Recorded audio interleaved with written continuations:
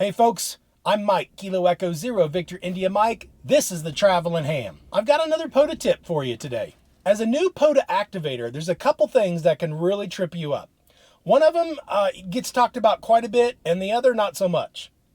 The first one that most people know is to watch out for the midnight UTC hour.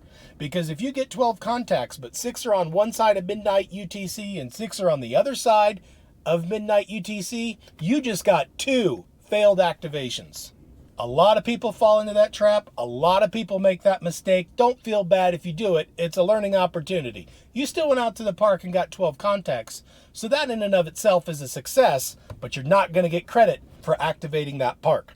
Still upload those 2 failed activations because all those hunters will still get credit for that park. You will still get credit for those individual contacts. So if it's a park that you end up going for a kilo, those 12 contacts will still count, even though they're part of a failed activation. Okay, that's the obvious one. Again, that hits a lot of people that are doing their first activation. They're still really new. Don't feel bad if you fall into that trap. The second one is a little more obscure, and it's one of the very few places that POTA has a little quirky rule. Has to do with changing states. Okay, there's a lot of parks that go over multiple states. Trails are obvious examples. The example I'll use is Four Corners Monument in Arizona, Utah, New Mexico, and Colorado. Okay, I activated that up a couple years ago. You can see that video right here. But there's a situation where you have one park in 4 states. So what do? Well, some people might get the idea of, well, I'll just go around and I'll get 3 contacts in each state. And then when I'm done, I'll have 12 contacts. I'll have the park activated. Wrong. You just got 4 failed activations. Crossing over a state line is very, very similar to crossing that midnight hour. You are not getting credit for a new park. You are getting credit for a new activation. And if you don't get 10 on either side of that line, whether it's midnight or a state line, you'll get a failed activation. In this case, 4. My GoPro overheated in the windshield, so I'm going to finish the rest of this holding my iPhone. Sorry for the shaky video.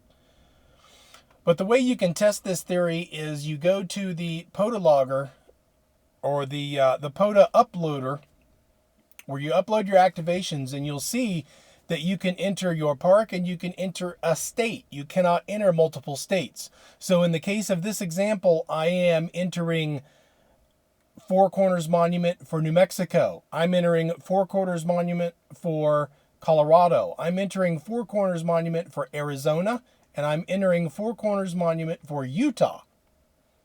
That's 4 activations, 1 park, 4 states. So if you get 3 in each one, that's 4 failed activations. You need to get 10 in each state if you want to get all 4 states.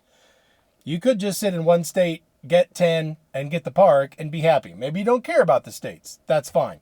Just know that crossing the state line is also like crossing the midnight hour UTC. Again, one of the very few quirks within the POTA rules, and it's not something that most of you are going to run into very often, but you can run into it. Beware. I'm Mike, Kilo Echo Zero, Victor India Mike. This is the Traveling Ham. POTA on 7-3.